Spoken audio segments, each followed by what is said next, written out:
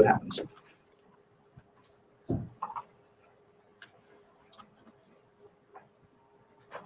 Ellen, so good to see you. Nice to see you, Jim. Please have a seat. So, how are the kids? They're doing well, considering. Listen, I don't want you to think I'm trying to be difficult. Oh, Ellen, I know that. Unfortunately, Jack didn't leave me a whole lot. Sure. What I do have are 3 kids and a mortgage. And when I found out what I was getting from the buy-sell agreement, I know. Look, there's no other way to say this. It's just unfair. I know the business is worth more than that. Ellen, that agreement was drawn up almost 10 years ago. So? Well, the truth is, Jack and I just never got around to updating it. Believe it or not, that's what happened. So what are you saying? I'm saying that if there was more, I would give it to you. I would. But the only way for me to raise more cash would be to sell the business. And if I do that, then I lose everything I worked for. Look, I don't know anything about that. What I do know is that this business is worth more than what I'm getting in the buy-sell agreement. Listen, I'm not trying to make trouble, and I'm not saying that I don't believe you. Good, because what I'm telling I just think it would be a good idea if I spoke to an attorney. I just want what I'm entitled to.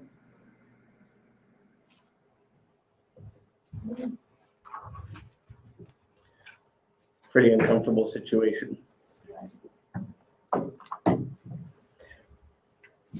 So really the problem there, of course, is the buy-sell agreement's been outdated. Michael, why don't you explain briefly what a buy-sell is and how often it should be reviewed? The buy-sell agreement is the document, is the paperwork that we use to help make this division that we just saw in the video. 2 partners own a business,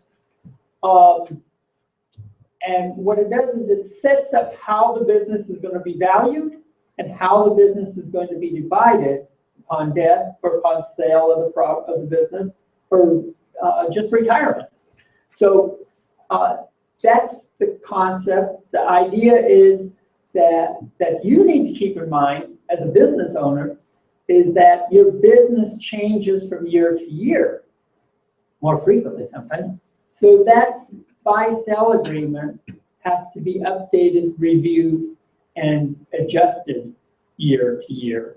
Or maybe you can go 2 years, but it should be updated constantly to reflect not only the value of your property, the value of the business, but also the contributions that are being made to that business by the individuals.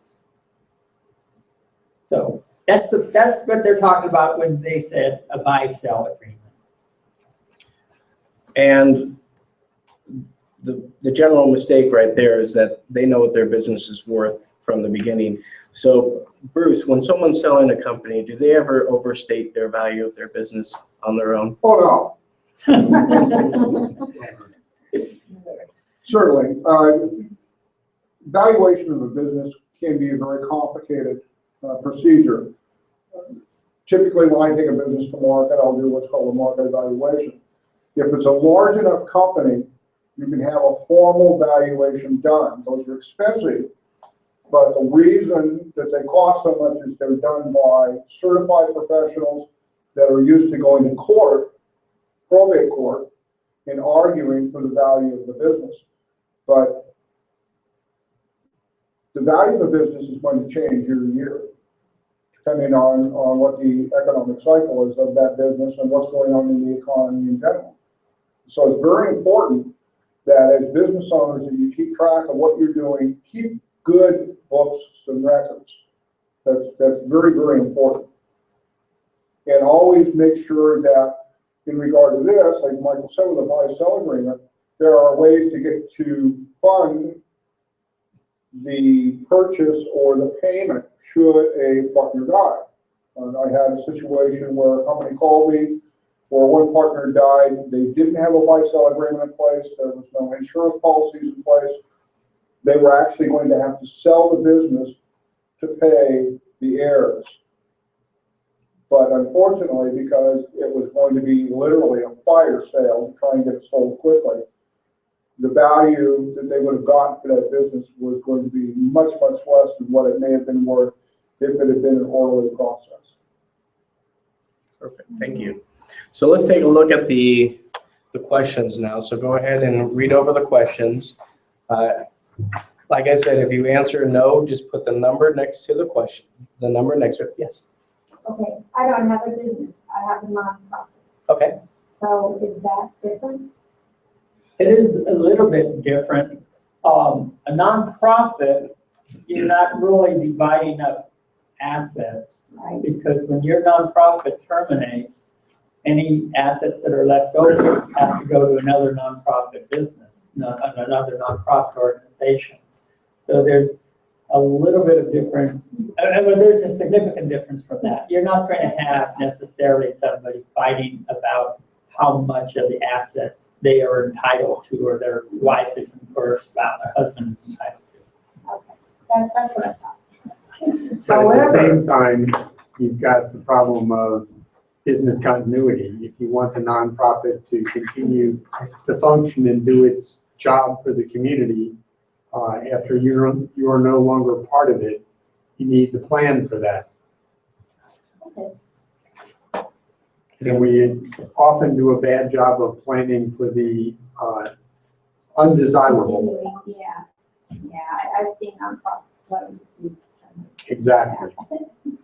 So, based on the video, I mean, when you decide, when you have to, like Michael was explaining, in case that one of the partners die, the payer is gonna get, so they don't have to sell the business, right? So is the cash that is in the business, or how that works? The best way to do it is to make sure, as Bruce mentioned or referred to, is that there's funding that you've that you've arranged for a pool of money to be available. And you would be able to talk, for example, to a financial advisor like Brendan. He'll be able to help you figure out whether you're going to be using life insurance, whether you're going to have a special account set up, special investment set up available for this for liquidation at the time that you have to make that division. It is something that you don't normally want to have to say, well, my business is worth $5 million, because the only way you're really going to get $5 million from that business is if you sell it. And as Bruce also just mentioned, sometimes you have to sell those things at a fire sale, and your business will sell for $3 million. So somebody's going to be losing out big time. yeah, so usually the first step would be to get the buy-sell agreement established, with a business attorney, and have it valued, and then determine how you're going to fund, with the different types of investment or insurance vehicles. Would be the best. Any other questions? Great, so let's go ahead and finish the questions right there, and then we'll go to the next one. So I'll just give a quick minute on that.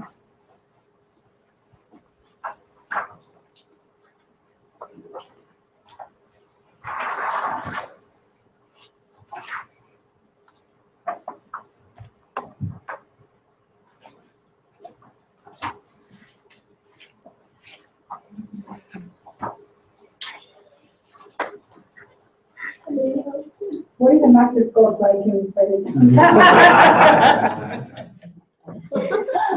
I'm lucky.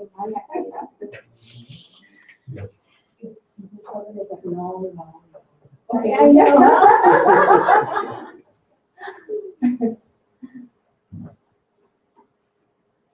And it's good to say no now than later. Yes. Yeah, I know.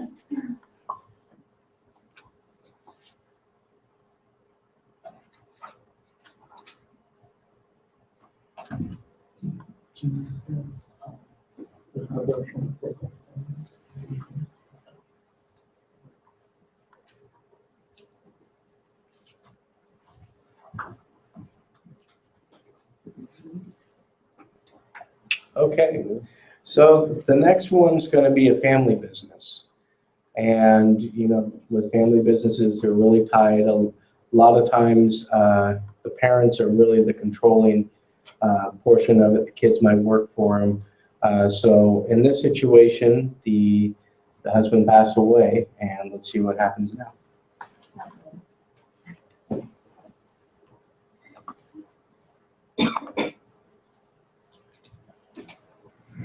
Thank you for coming in. I know it's soon after the funeral. You sounded worried over the phone, Gene. What's wrong? Sit down, Carol, please. Steve, Michelle. Look, I'm not going to kid around. We've got problems. What kind of problems? Well, for starters, who's going to run the company? Larry never formalized who would take over if something happened to him. That's something we need to deal with now. That's easy. Dad always told me I'd run the company if anything happened to him. Oh, please. He never said anything to me. That's just what I said. He said it to me. Look, I'm not gonna just listen to what you said. You said, wait. We didn't come here to watch you fight. Gene, what about Tom? Tom? Larry thought the world of him. He's head of sales and he knows the company. Mom, I'm his son. He knows the company better than I do. Stephen, Hey, time out. Listen to me. We may not even have a business to argue about. Larry's will divides the worth of the business in half. We've done the initial calculations, and you two have to pay a tax liability of almost $5 million. what? That can't be right. What are we going to do? We'll get a loan. Don't count on it. We're talking about a lot of money, and for a company that just lost its primary asset, your father. The way I see it, you're going to have a problem with any bank, including the one you're dealing with now. Oh, great. Even if you can get a loan, think about the debt service. The value of your company may drop once you incur this debt. Mom, what about Dad's life insurance? That policy pays $2 million to your mother, but it's not near enough. How can this happen? It happens. Carol, you know how long I've been after Larry to meet with me and his financial planner. Look, we all know he didn't mean to leave things this way. But there was always another fire to put out, always another deadline. He just didn't get around to it. What a mess.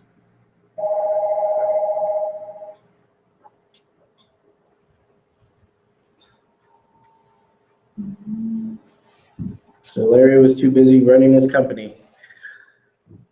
And you could kind of see how that could happen, though. I mean, when you're having a business and you're running it and that's what you focus on, I'm sure he wasn't expecting to just pass away right then, but it can happen. So this part right here, Jerry, why don't you talk about, you know, key employees and some of the structure on, you know, what Larry could have maybe done a little better on for his plan. The thing that most small businesses don't do when they start, that they should, is make a plan. And part of that plan is to lay out job functions and a plan of succession. None of us are going to live forever, but we'd like our businesses to live forever. That means that somebody has to take over those functions when we're not doing them anymore for whatever reason. We want to retire, we're not around, we have a severe disability, whatever it might be. And I have a recent experience with a company in Orange County where the founder of the company who ran it by the seat of his pants, essentially, for 30 years, died in a 6-month period of cancer. And his 2 kids took over, but there was no plan of succession, there was no training, there was no method for how to define who was doing what, and they're gradually destroying the company by fighting with each other. So it's a real life example of what you saw in the video. And Michael, talk about, you know, a will a living will and the importance of having it up to date. The living will is the document that takes effect. Most wills that you're familiar with take effect when you die, right? Those are a traditional will. However, we also have what's called a living will or an advanced healthcare directive that takes effect while you're still alive. It tells your doctor, your parent, your family, how they're supposed to be treating your medical, how they're supposed to be handling your medical treatments, medical care. And that's important because one of the big drags on businesses or on our life is medical expenses, and you don't want to be well, you might not want to be accumulating hundreds of thousands of dollars in medical bills. So what you need to do ahead of time, what all of us should do ahead of time, is sit down, figure out, do you want to spend all your money keeping yourself alive in the event of a stroke or a coma or something like that? Or do you want to give somebody the authority to stop the treatment, save the money, and use it, keep the money for your family?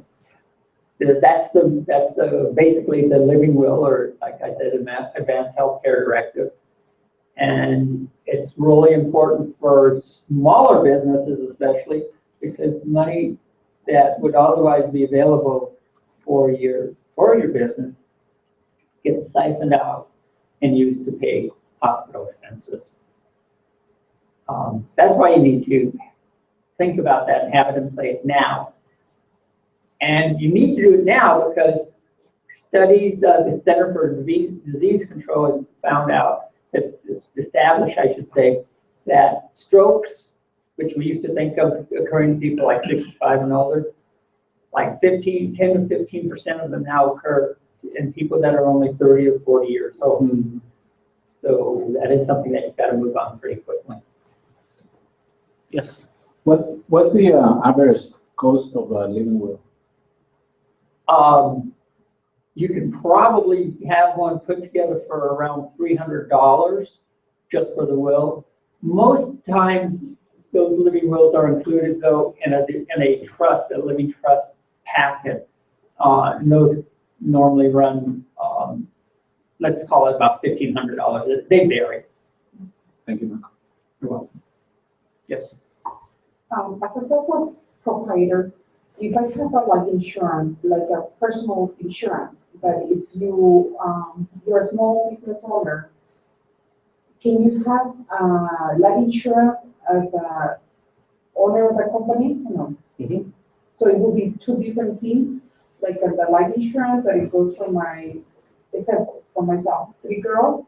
The one that I have, it goes to them, and can I have another one to cover the expenses or whatever is going on in the small business? Yeah, and structure, how you want to have it structured would be more of a, question for Michael on whether because you can't have the owner, the business as the owner for life insurance. Sometimes that's an advantage, sometimes it can be a disadvantage. So it really depends on how you're structuring it. And the advantages and disadvantages that Brendan has talked about are sometimes if you structure it wrong, your $1 million policy that you're planning to use on the business can get taxed with an estate tax or something of that nature for probate tax. And so that reduces it.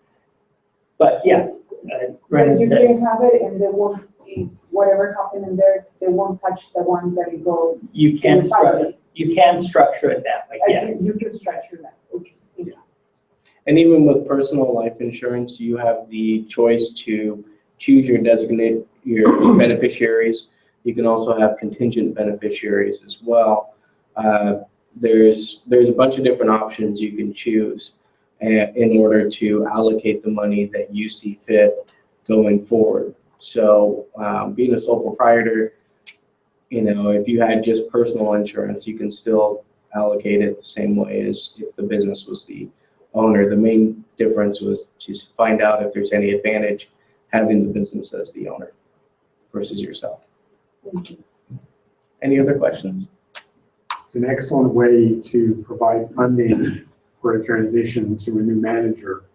If you want to keep that business running to provide for your family after you're gone. Mhm.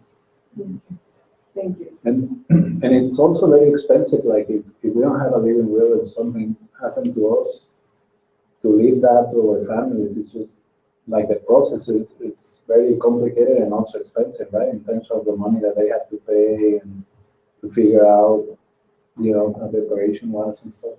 A lot of times, if you have not set up that living will, given instructions on how to treat your medical situation, lawsuits erupt between either the parents and the children or between children, and those become extremely expensive. You can easily use up $200,000, $300,000, $400,000 in attorney's fees and court costs fighting those things. And at the same time, that's the legal fees. You still have the medical bills that are accumulating. So yes, you do want to make sure that you're not setting your family up for a huge fight that's just going to eat up your estate. Mm. One more. Yeah, of Sorry. course. This is perfect. Thank you. I appreciate your time, and I appreciate that, this, to provide this seminar. Is very educated. I just sit down with my business planner. She administrates business, something like that. But I believe when you said business planner, this is totally different. About how it's going to process the business this year.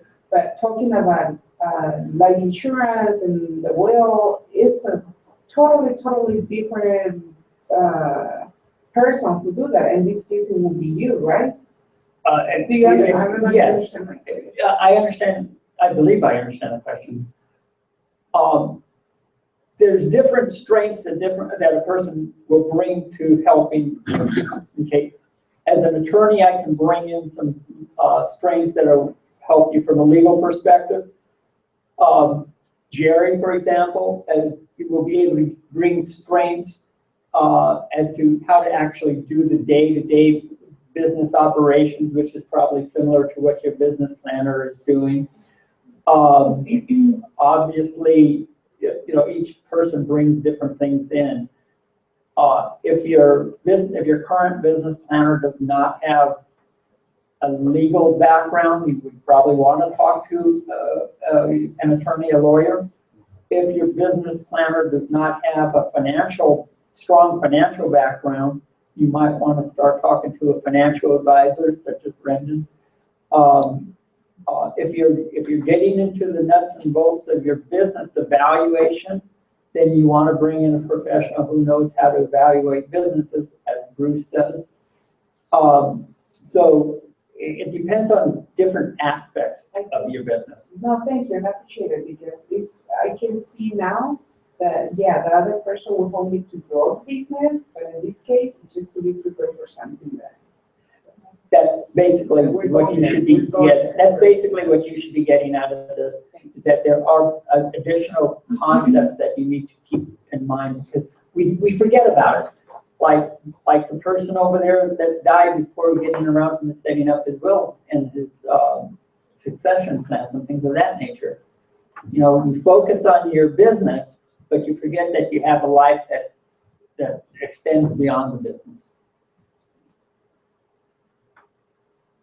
Any other questions? So go ahead and go through the questions really quick. If you answer a no, go ahead and put the number that corresponds to that question, and then total your score, and we'll go to the next video.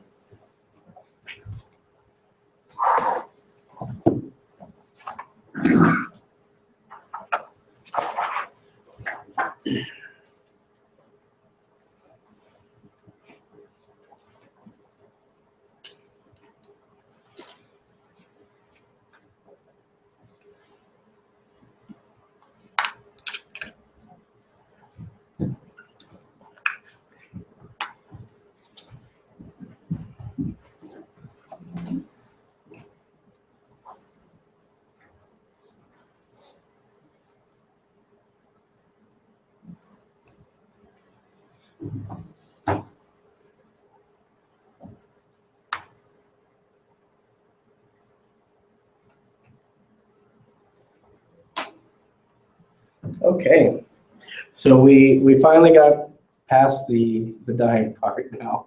No more owners are passing away. But this time, the sentence here is, "That'll never happen to me." Well, this is a case where the owner gets into an accident and is now unable to come back to work. So this video is about the employees talking about what are they going to do now that the owner can't come back and do what the owner does. So let's take a look.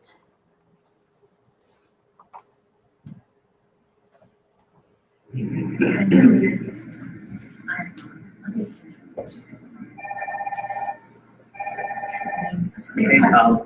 Hey, Thomas. Sorry, late. That's okay. I don't think any of us are in a hurry to deal with this. Well, we have to address it, Art. I know. So, how do you see it, Tom? Well, things could be a lot better. Ever since Paul's been laid up, we've been going downhill. Sales are off and they're getting worse. And it's killing the value of the company. Is there any one reason for all this? Actually, I could give you 3 or 4, but it all comes down to Paul. He's the owner. He is the one who opened all the key accounts. Paul's the person who makes all this work. Great. It's no picnic for him, Art. I know most of his cash is tied up in the business. And now that sales are slipping, there's not even enough to take care of him and Janice. And the 2 kids. What little we have to give them, in reality, is running us underfunded. There has to be something we can do. Leslie, you've been pretty quiet. What do you think? Honestly, based on the way things are going, or I should say not going, I started to look around. I'm sorry, but I don't see a way out here. We don't even know who's next in line to run this place. Do we?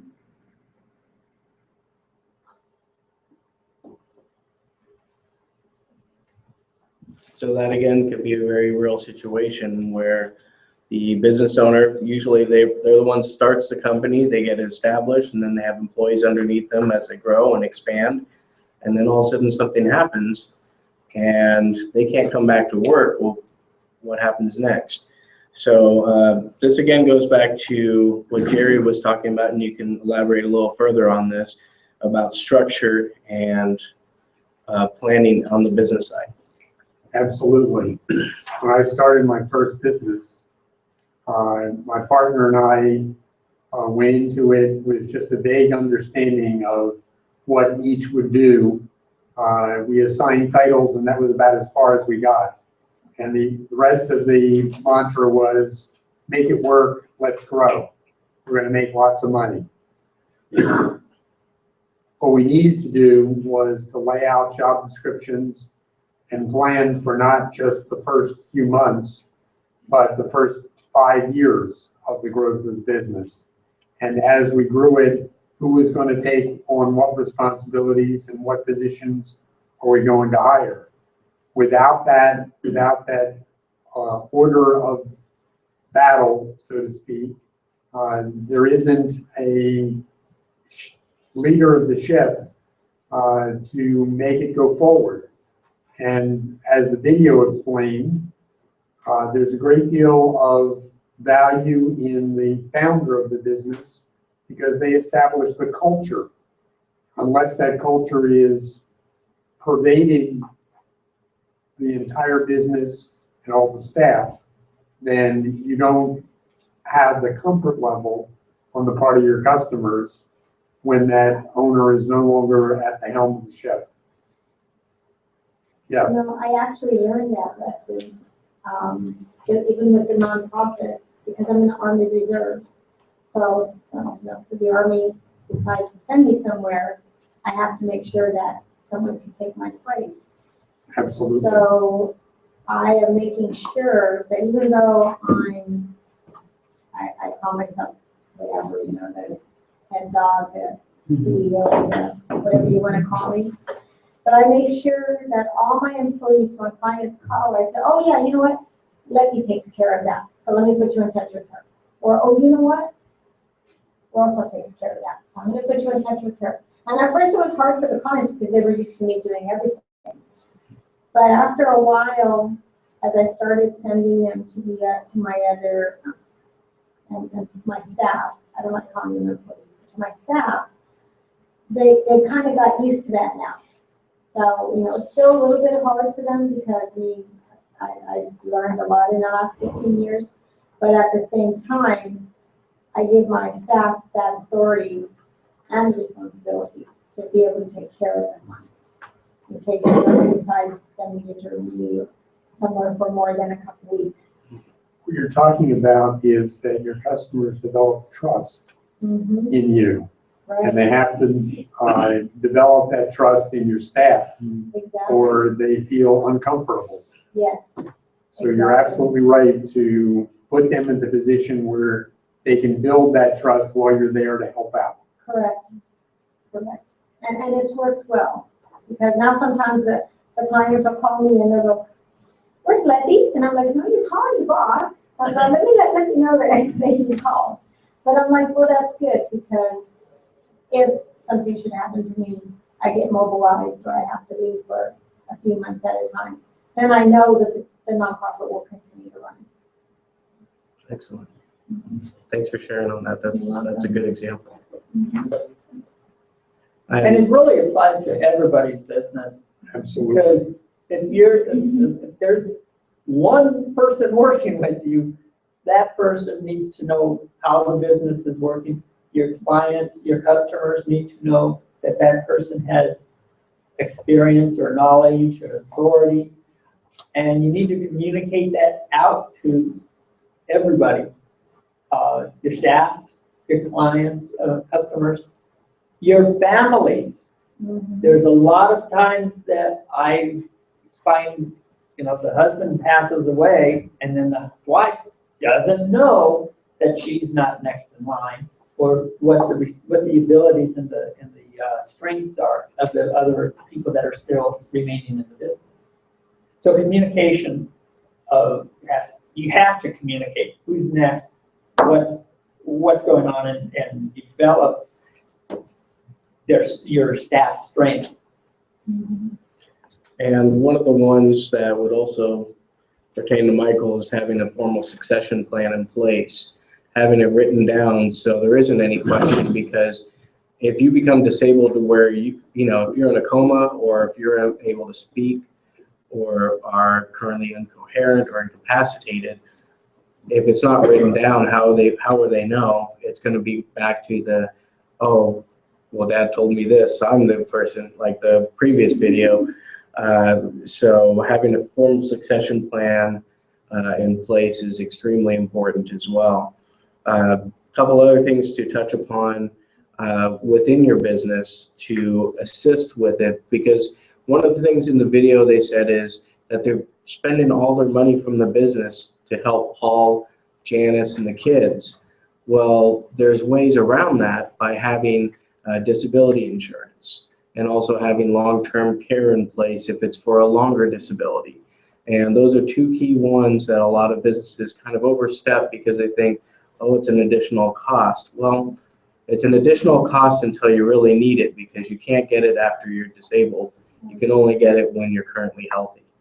So those are two things to keep in mind when you are doing planning for your business and looking at the overall costs. Consider that as a cost of doing business, is disability and long-term care. Anything else you want? It's a little bit off topic, but do keep in mind that insurance of all types is an important aspect to make sure you maintain for your business. I do asset protection, which means that I develop plans to keep a business from getting hit with or having to pay judgments, large judgments or small judgments, anything like that. One of the first things I'm always telling my clients is get your liability up and running and funded, and buy a significant portion. You don't necessarily have to have $15 million worth of liability insurance, but you do need to make sure that you have the insurance that is necessary, at least enough to See, the insurance policies will pay attorneys to defend you. That's the most important part of an insurance policy. They pay for your defense if somebody sues your business. So anyway, insurance policies, disability policies. Oh, by the way, disability policies don't pay 100% of what you're currently earning. You're only going to get, I think, what, 60%, 70%, something like that. 60%, yeah. Okay. But So it's better than zero, that's for sure. So, Better than what the state will pay you. yeah, So, insurance policy is nothing but a transfer of risk. You're moving the risk from you to the insurance company. If any of you have a business where you are dependent upon one employee to do a function that you can't do, and it would be hard to replace that employee, then you need to talk with somebody about getting key man insurance.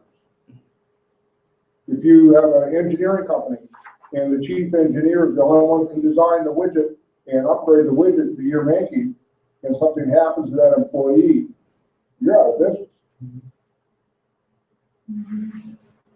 all of a sudden, the value, when it comes to Bruce, Bruce is gonna have to cut the value of that business. I have a By client who 2/3. has an engineer that works for him and he had a stroke. Now, he's lucky that the guy was able to come back to work, but if something else happens to this individual, because of the industry segment they're in, he can just go ahead and sell off his equipment because he's done. yes. I'm confused with the insurance that you said about liability. Which one? Because, there's two, right? The one that is, covers, all the damage and any property. So which one is that one? I'm not, you sell Well, insurance. not You can the, answer. I don't do the property Okay. casualty, but from a liability standpoint, there's types of insurance that cover your vehicles. There's types of insurance that, like you might have a bond, that would be a liability type of insurance. Also, you go liability are all of those? Where you might have to pay money out to someone else. Yeah, That's a so liability if someone insurance. was injured, auto insurance is liability insurance, because if you run into someone or if you injure someone, you're liable for that damage or fee. So in your business, if you're damaging anything, like for example, if you have a bond, so if you break anything or scratch anything, you have insurance to cover that. In addition, there's also insurance called umbrella insurance, which is above and beyond, which is an additional cost, but it's more of a general coverage for everything up to a certain amount. And that's something I don't sell directly, but it is That's the something one you that can you're go through. talking about? That's one of the examples. Yes, for that would be liability. what you're looking for, is like an umbrella policy. If there's a possibility that somebody's going to sue you because of something that you did, okay. If you have a restaurant, somebody's gonna sue you because they got food poisoning. If you have an auto repair dealership, somebody's going to sue you because you didn't attach the steering wheel back to the car or whatever. Those are liabilities, what we call in the law, liabilities. Risks of having to pay money out, that's, I guess, the other word. There's a risk that you're gonna have to pay money to somebody. That's where you go in and you buy insurance to have the insurance company pay that money out instead of you having to sell your business or take out your savings and pay it. So basically, the one that you're talking about is umbrella period, right? That's what you say. That's a second level of insurance. That's one example, because a lot of depending on your profession, you might have to carry liability insurance, and then umbrella insurance would be coverage on top of that liability insurance, because a lot of your liability for your business, it would be capped at a certain amount. So if you want to go over that cap, if you think there's going to be anything I else. understand that part, because I know some properties, they want the umbrella that covers, I have $2 million, and the other one, they want the umbrella covers even the dog who's walking the street. Yeah. They want like cover not third person, even the one who's working in one block for that. So, Yeah. but, okay, I will ask you. We can talk about it afterwards. Excellent. So go ahead and go over to the questions under that one, and then we'll move on to the next video.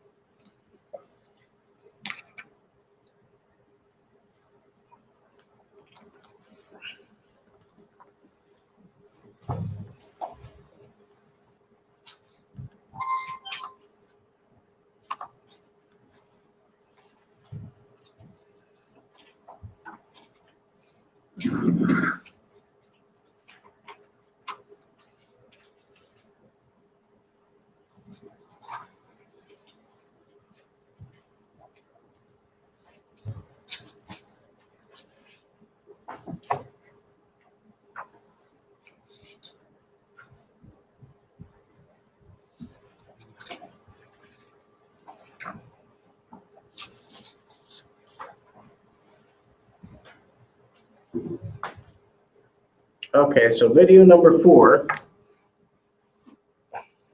This has to do with the excuse of, oh, there's plenty of time for that.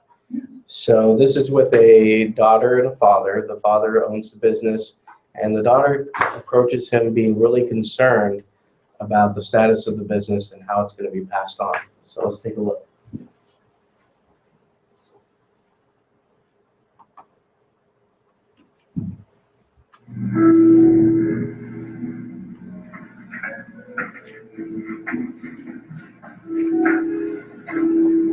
Oh, hi, Donna. Hi, Dad. How was lunch? Really nice. It was good to see Jeff again. Can I talk to you for a minute? Sure. What's up? Well, Jeff had some bad news. Oh, you're kidding. Is someone sick in the family? I don't know, thank goodness. Everyone's fine. Oh, then what was the bad news? Well, it's about their business. The electronics company? Yes. Jeff just told me his father sold the business in order to fund his retirement, which kind of leaves Jeff out in the cold. Oh, that's too bad. Yes, especially since it could have been avoided. He told me his father put all his money back into the business, and he never created any other sources of income for his retirement. So he had to sell the business in order to retire. Right. And Jeff, always thought that he'd be running the company. He's never worked anywhere else. Why didn't he get a loan and buy the business from his father? He tried. He couldn't get a loan. Honey, this is all very interesting, but what does it have to do with me? With us, Dad, don't you see? You're just like Jeff's father. You put all your money back into the business too. Now, wait a minute. It's not like I'm trying to take over or anything. I don't want you to think that. But, I don't want to end up like Jeff. Donna. I'm just concerned for both of us, Dad. And I thought that we could come up with a plan to avoid any problems. Hey, kiddo, have I ever let you down? Of course not. Then you know you can count on me to take care of you, right? Yes, but I don't understand why we just can't start working on a plan. Because there's plenty of time for that. Trust me. And speaking of time, is there something else on your mind? No.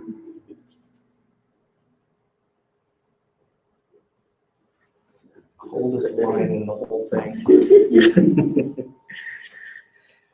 So in that situation, he's putting all his money back into the business, and she obviously works for him in the business and already saw her friend, what happened to her friend, and now she's concerned.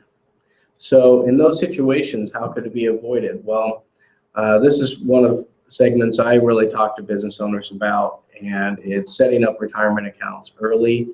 And if you have to set them up late, funding them as much as possible in order to catch up.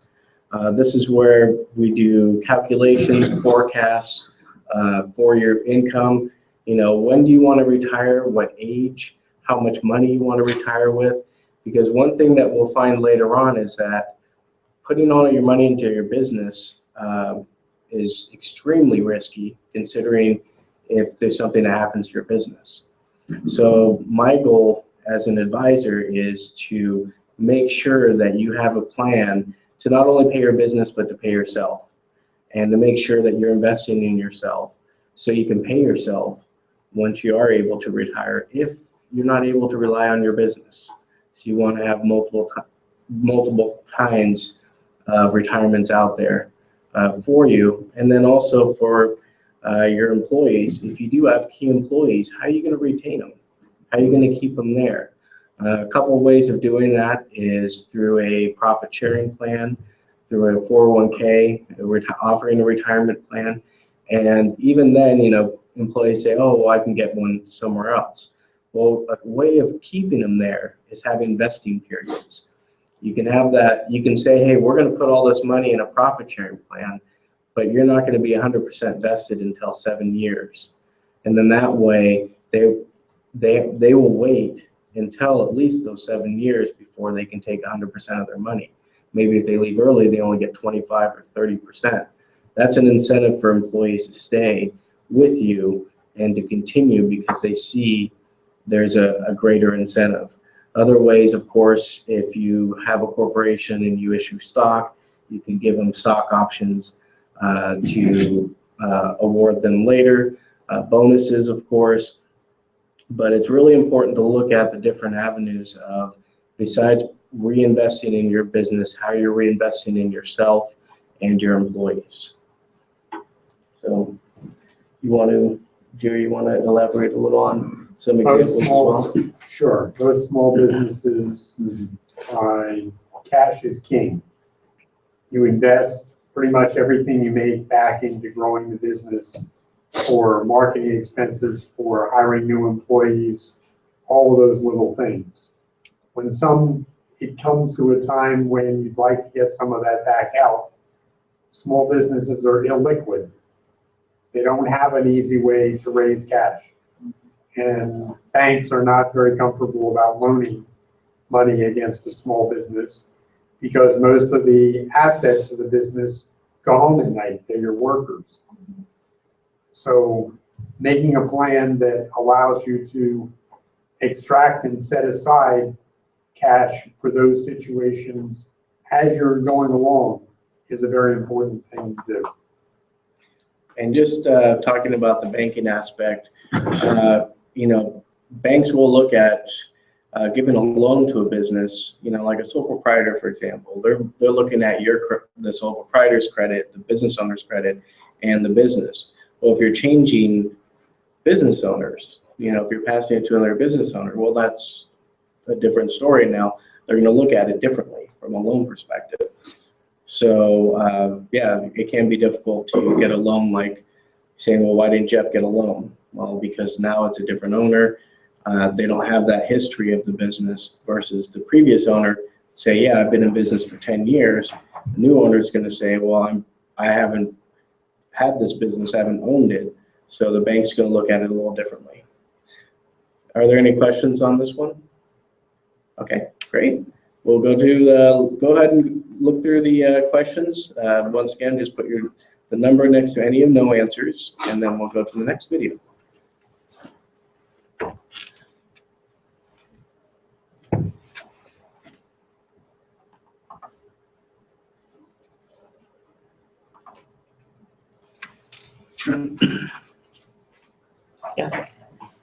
Brandon, I was thinking still retirement because I'm only 2 years, this is my 3rd year as a sole proprietor.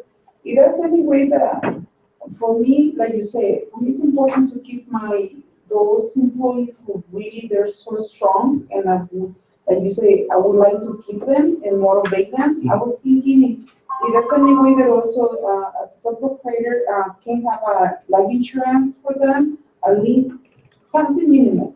Let's put a $50,000. And do you provide that I pay half and they pay half? Can you do that? You can set something up like that because either you would be the owner or they would be the owner, and then they would be the insured. So it'd be on their health and insurability. Once you get up to about 10, if you had, like, for example, if you have 10 employees or 10 staff total, then you can actually do a group policy where you don't have to worry about anyone's health, and it's kind of a general rating everybody gets. It's only based on their age.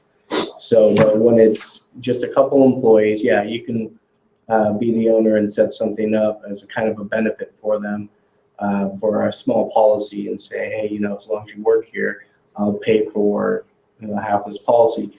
On the one thing you'd want to look at though is to talk to a CPA or a tax attorney as far as how that's going to be taxed for them, because it's giving them a benefit.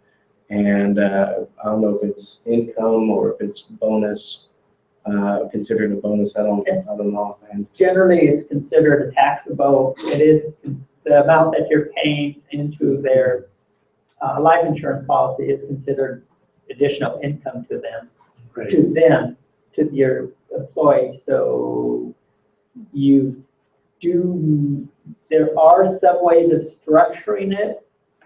You'll have to talk to a tax attorney on this one. There are some ways of structuring around that, but generally speaking, if you don't set it up right, it'll be additional income to your employee, which which means if you paid like $10,000 worth of insurance premiums, you might have to pay taxes. You might have to pay $3,000 extra as taxes at the end of the year. So you do want, you'll probably want to try to find a way around that. But realistically, with a $50,000 term policy, it's not going to have much of an impact. I mean, you're looking at anywhere, depending on their health and their age, you look anywhere from $300 to maybe $1,500 a year at the most. So you can, but it's just good to find out how it is taxed so they know ahead of time. But it's not going to have a huge impact. But then, pay something, because yeah. you see many cases they didn't work, at least something. absolutely, and a lot of people don't think of getting it themselves. So you're helping their family out as well by giving them that benefit, because they might not have even thought of doing it for themselves. So, good question. You bring up a good point in terms of incentivizing your employees, your good employees to stay. Life insurance is one incentive. Some sort of profit sharing plan is another possible incentive. Percentages of the gross sales that they make, it depends on the nature of the business as to what makes sense in there. But you want to incentivize those employees to stay, because it's always more expensive to hire somebody new. And I will feel much better if they do that, if they give you money and and like you said, they're already set up in their mind that it's something special, and of course I want to do that. So we're getting close on time, so we're going to go to the next one. Go ahead and look through those. The next video, this is the example I was just mentioning briefly of putting all your money into the business all at once. And this is the mistake of my business is my retirement. So we've covered most of them, but here's the example.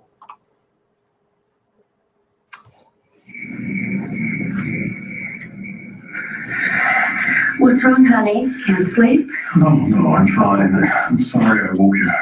Oh, Charlie, talk to me. Well, it's probably nothing, But what?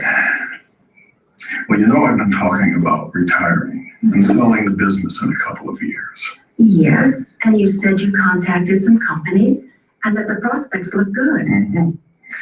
Until this international group came into the picture. What group?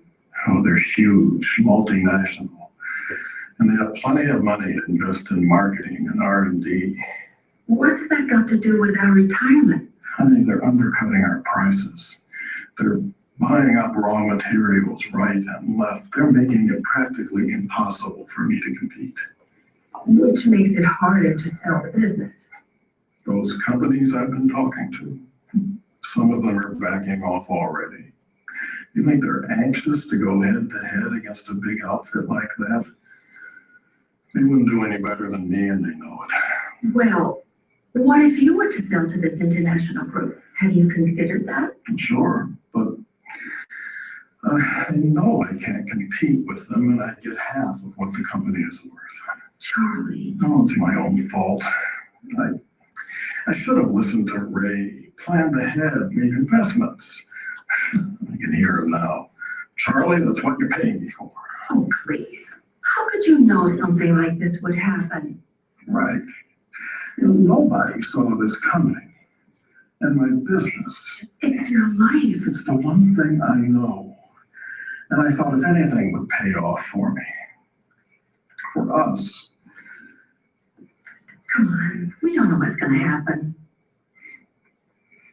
That's the point.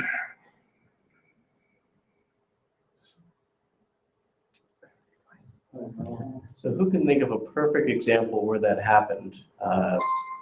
Kind of a while ago, but it's still happening today when a certain store moves into a town. What store is that that's doing to a lot of retailers? Walmart. Exactly. So, and it doesn't just happen to those type of business. It can happen to any business, whether it's technology change, whether it's how it's favored. There are a lot of different factors that we don't even think of now because we can't foresee them in the future happening. And so if your business goes out of favor or for some reason some big company comes in and undercuts you on price, on your services, your goods, or anything, you need to have other options. And that's what I was talking about, having multiple streams. You'd want to have multiple streams of income. So you have retirement, maybe you have rental properties, maybe you have other types of investments that can provide those. We might have Social Security, we might not. That's another stream of income.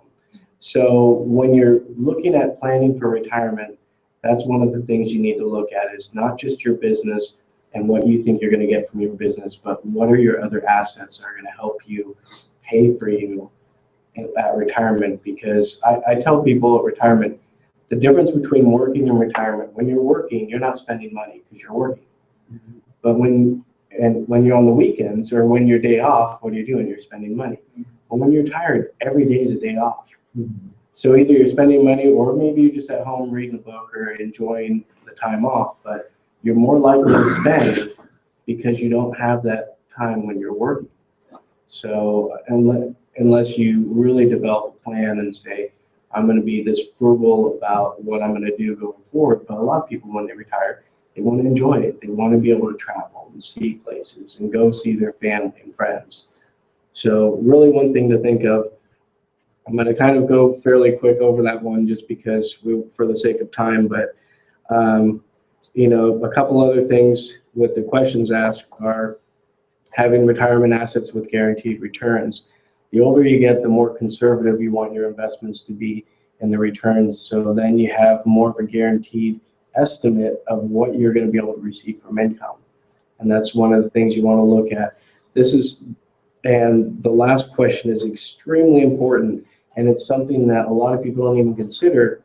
In the past year, have I spent more than 1 hour planning for retirement? Just 1 hour. 1 hour that's going to affect your entire older years. And something so simple can be passed so easily. So go ahead and look through the questions and we'll go to the next one. And by the way, once we're finished, we'll hang out a little while so you can ask us questions. We can give you our cards if you ever want to give us a call and talk. We're here to help.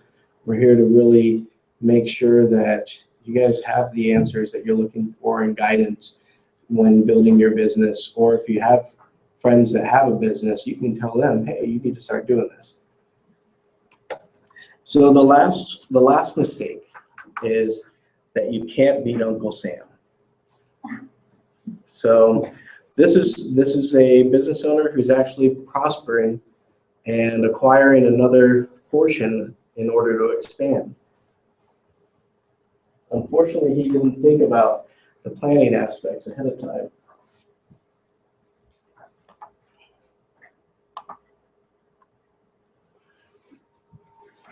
Thanks, Ron. Appreciate your time. Okay, now that we have legal and accounting out of the way, and before Jake shows up, here are my thoughts. And I'm willing to bet Jake would agree with me. Over the past year, you have fully integrated Cypress Telemarketing into the company. Now we're moving ahead with establishing a new legal entity for the expanded organization. But because of the profit that ended up in the corporation, even after your deferred comp and profit sharing plan, we have a serious tax liability that we just can't avoid. I know, but it's really working on my nerves.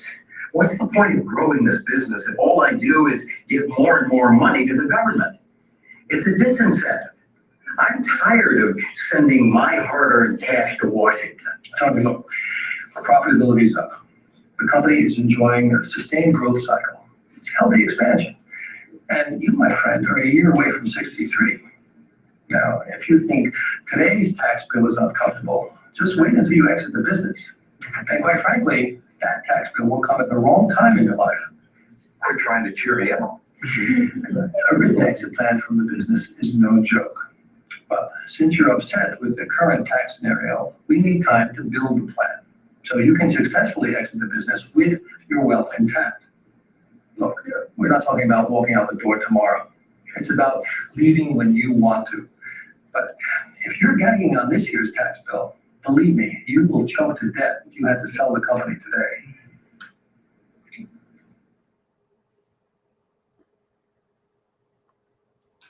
Very real scenario if you are growing and expanding and you're at that point. To finish this one off, I think Michael has some good examples. So, of course,